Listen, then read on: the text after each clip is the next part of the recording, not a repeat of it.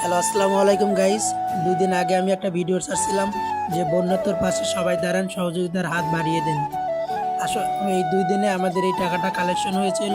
আসলে আমি যেতে চাইছিলাম, যেতে পারিনি। তাই কালাচাঁদপুরের সামনে এই আপুদেরকে পাই, বললাম যে আপু এই টাকাটা নেন। ওনারা বিশ্বাস করতে পারতেছিল না যে এত টাকা আমরা দিব কিনা, ভাবছি আমরা ভিডিও করতেছি।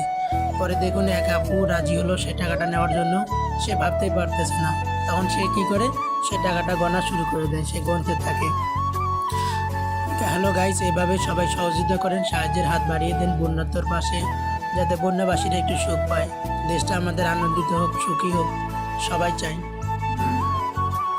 যে আসলে আমরা আপুদেরকে জিজ্ঞেস করছিলাম যে আসলে আমরা ভিডিওটা কি ছাড়তে পারবো, ভিডিও করতে পারবো, তখন আপুরা বলছে যে ঠিক আছে করেন, যাতে দেশবাসী সবাই উদ্বুদ্ধ হয়, যা সবাই যেন করে যে টাকা সবাই যেন এইভাবে দান করতে পারে বা রাজি হয় যে এইভাবে দিলেই দেশটা আরও সুন্দর হবে। এই হচ্ছে আমাদের স্বপ্নের স্টুডেন্টদের বাংলাদেশ।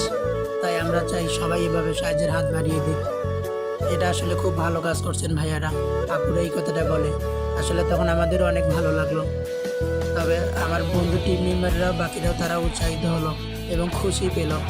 আপুরা দেখেন টাকাটা গুনে নিচ্ছে, আপনারা দেখেন টাকাটা গুনে নিচ্ছে। তারপরে টাকাটা নেওয়ার পরে সে ভাবতেই পারতেছে না। তারপরে সে টাকাটা আবার আমার হাতে ফেরত দিতে ধরছে। তারা ভাবতেছে আমরা এটা ব্লক করতেছি। পরে বললাম যে না না, টাকাটা আমরা আসলে বন্যার্তবাসীর জন্যই কালেকশন করেছি, আপনারা নিয়ে নেন।